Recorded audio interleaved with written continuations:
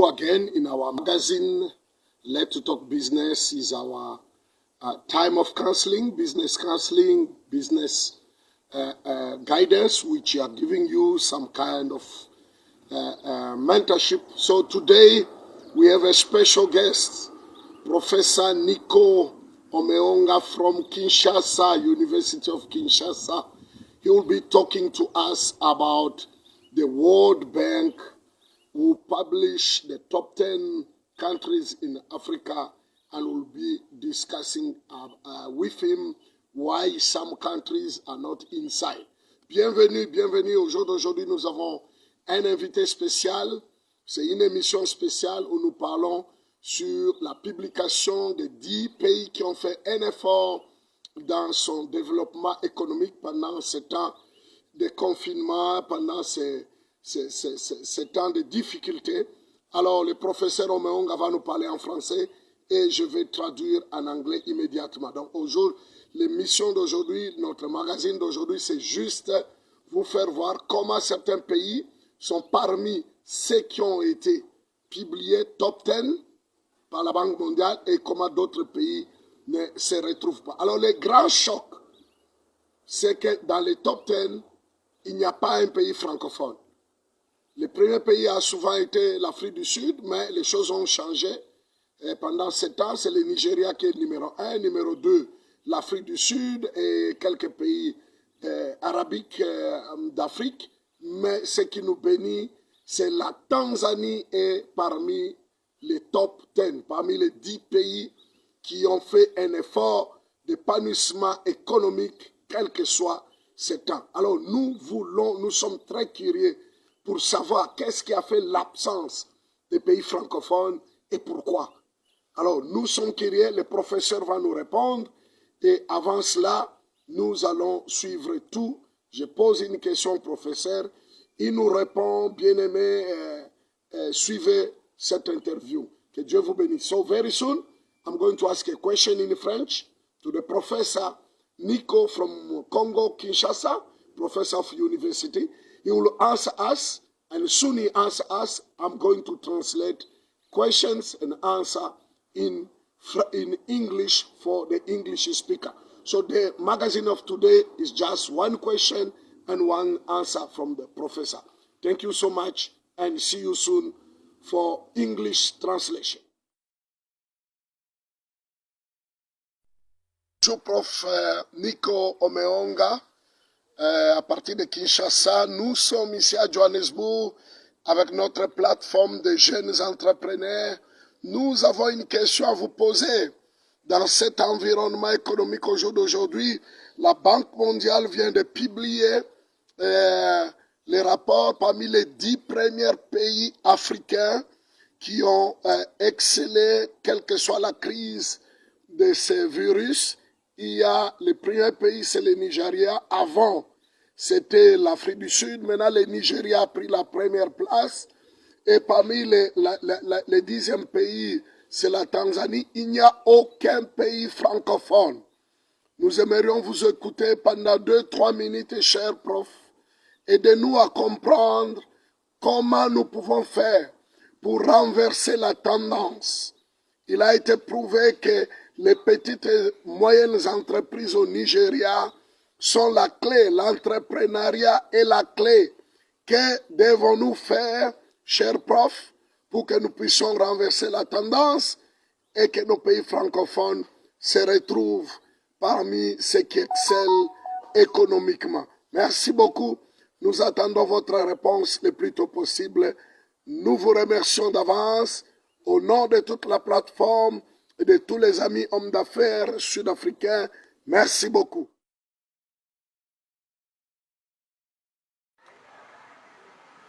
Bonsoir, cher pasteur Stevens. Avant de rencontrer votre préoccupation, je tiens d'abord à fixer les idées par rapport au concept entrepreneurial. Pour parler de l'entrepreneuriat, il y a 3 éléments importants. Le premier élément, c'est l'organisation de la structure. Deuxième élément, c'est la réalisation d'une activité génératrice de revenus.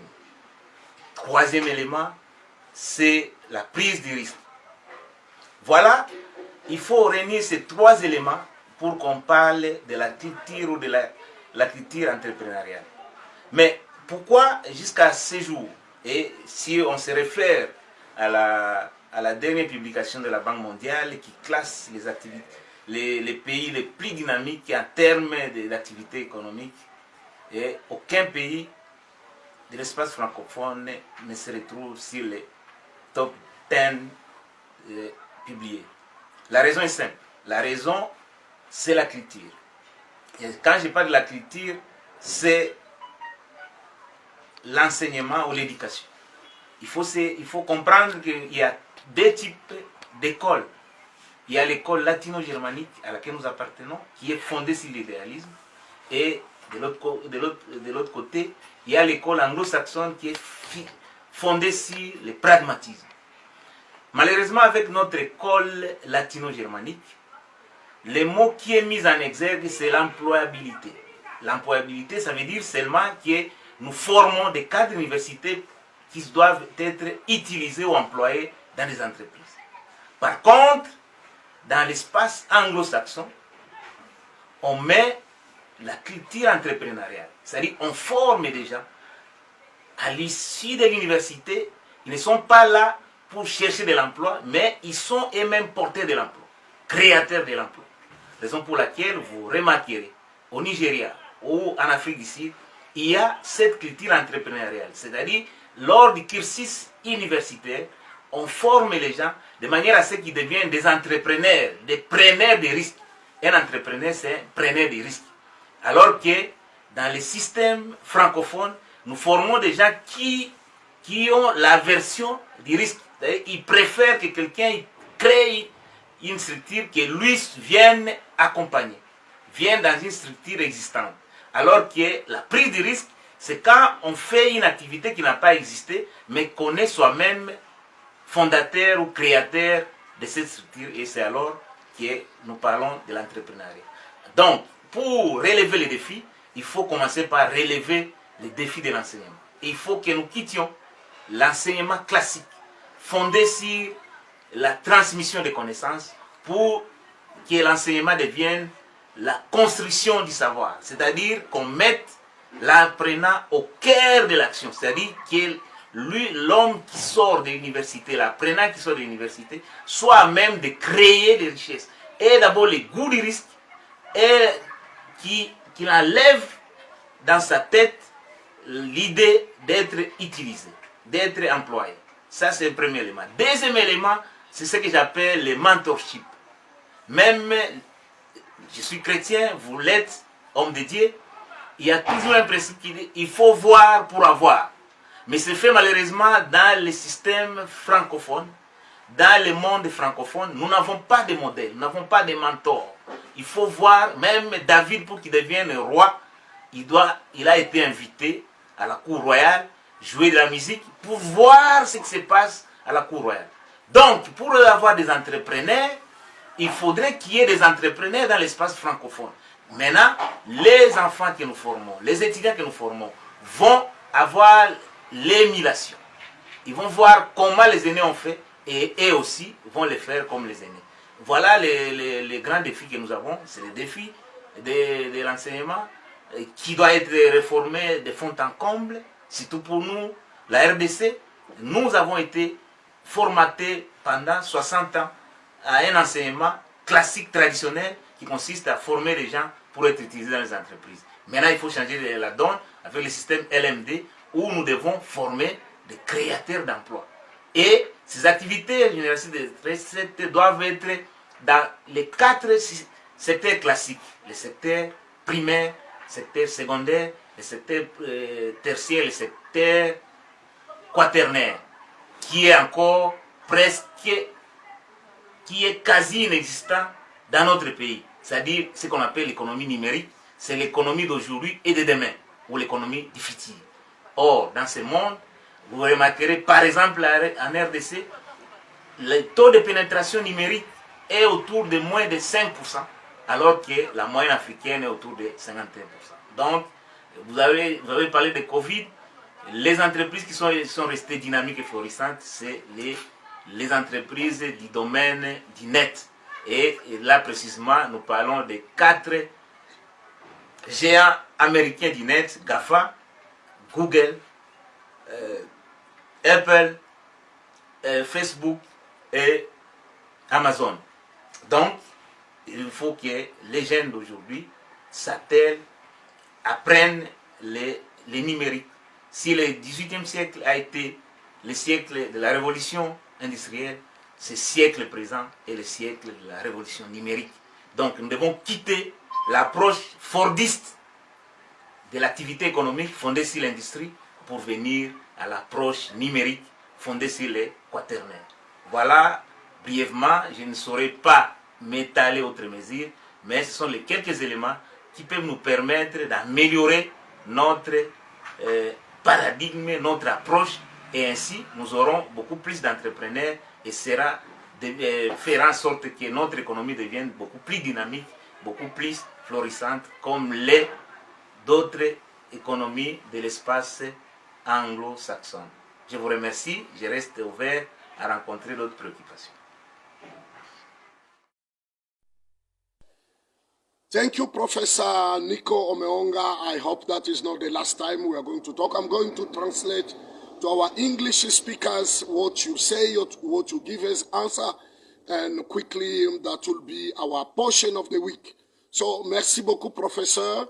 Chers bien-aimés, vous avez suivi la réponse du professeur. C'est un grand choc que nous, les pays francophones, nous ne soyons pas parmi les top 10 de cette Afrique qui est en train de se développer, quelle que soit la pandémie. Il y a d'autres pays qui ont fait un effort. Alors, je traduis ça rapidement en anglais et nous terminons les magazines d'aujourd'hui. So quickly, I ask Professor Nico one question, just one question. Why French countries are not among top 10 which the World Bank publish as the top 10 countries in Africa who done well in business. Usually, we always have South Africa as number 1, but I announce to you, according to that publication, South Africa have become number 2. It's Nigeria who is number 1 now in top 10 economy in Africa who develop and try their best in this time of pandemic. So now the professor gave us the answer. The first answer, he said this: what to make Nigeria strong in such time is because of their entrepreneurship. They have that spirit of entrepreneurship. So those small businesses work so hard in this lockdown and make Nigeria to occupy the top 1. Okay, number 2, he said this: what make the English entrepreneurship so strong so that they may eliminate French-speaking countries? First secret, they build a good organization of the structure of their small businesses, of their entrepreneurship. Number 2, answer, their activities have been organized, those small enterprises, they will be organized in such a way they are bringing revenue in the country. And number 3, the culture of English-speaking people in business, they know how to take risk.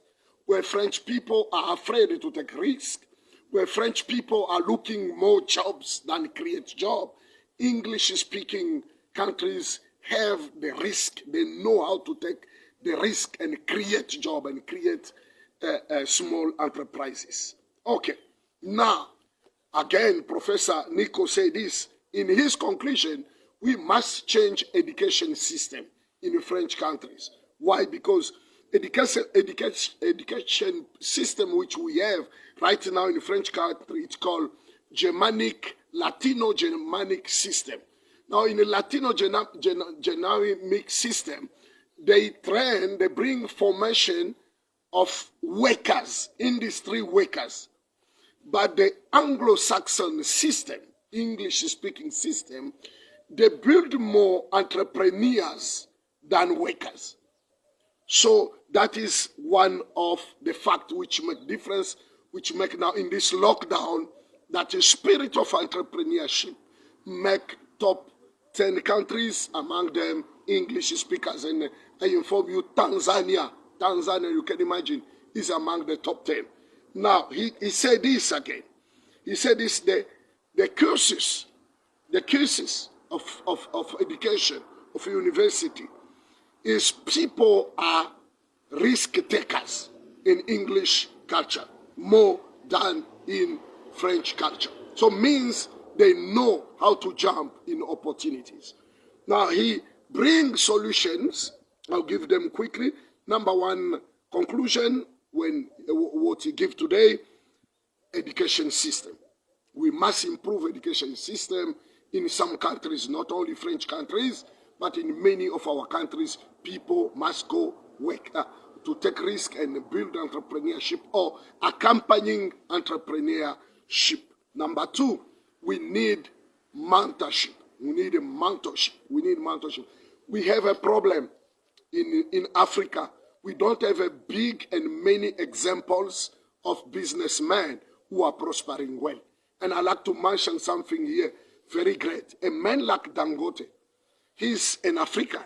I'm so sorry to mention that. He's a black African from Nigeria. The guy is the most richest black man in the world for today as we are talking. Now that guy is not living in America. He's not living in Europe, which is very good. We encourage you to be wherever you can be, wherever God allowed you to be. But the guy understands that Africa still have more opportunities in business. Africa still virgin in investment. So he stay in Africa. He's the most richest black guy in the world, in Nigeria. So that is what you must understand. We need people like him. We need to raise more mentors who can see and give youth and young entrepreneurs opportunities. That is the second conclusion he gave to us: education system, mentorship. And number three, he said we must be more job creators than more job hunters. More job creators than more job hunters. So it's a culture, it's a mindset. It's an entrepreneurship mindset. So out of the education, out of having mentors around us, we need entrepreneurship mindset. Job creators more than job hunters. So number four, he say youth must use numeric, digital revolution. That is what young people must use. So he turned around more youth, more young people. And this is just the beginning. Today with Professor Nico, we are going to continue more with all the platform around us, especially youth platform, which we are having every Saturday, our Zoom meeting, talking business. I assure you that some of the professors and businessmen are coming to support your network so that we may rebuild Africa. Remember, those four conclusions as counseling as a solution. Number one, education system, mentorship, job creating or entrepreneurship mindset, and the last one, embrace digital revolution. Thank you for English speakers. That was the conclusion of the professor. That was the intervention of the professor. You are more than welcome. Continue to encourage us. If you can share the video, don't hesitate to share the video. Thank you so much. And allow me to say a word of bye-bye to the French speaker. Merci beaucoup. Vous avez tout suivi. Je n'ai pas beaucoup de commentaires. Bien-aimés qui parlent français, nous sommes vraiment dans un défi à relever. On doit relever ce défi. Que la Tanzanie soit parmi les 10 meilleurs pays qui ont développé leur économie dans ce temps de lockdown, de confinement, de crise. C'est pas que nous sommes contre la Tanzanie. J'aime la Tanzanie. Nous avons des familles en Tanzanie. Mais c'est un choc pour les pays qui parlent français, qui ne peuvent pas se retrouver parmi les 10 meilleurs en Afrique.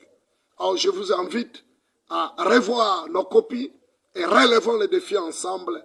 Prenons les risques, soyons des entrepreneurs. Que Dieu vous bénisse et que l'Afrique et que les nations autour de vous soient favorables. Que l'exemple de Dangote soit le meilleur exemple que nous pouvons vous donner, vous qui parlez français. Nous avons besoin de Dangote francophones. Ils sont en Afrique, ils vivent en Afrique, ils sont capables d'être les numéros 1 au monde, dans le monde entre guillemets, des Africains noirs. Que Dieu vous bénisse. Merci beaucoup.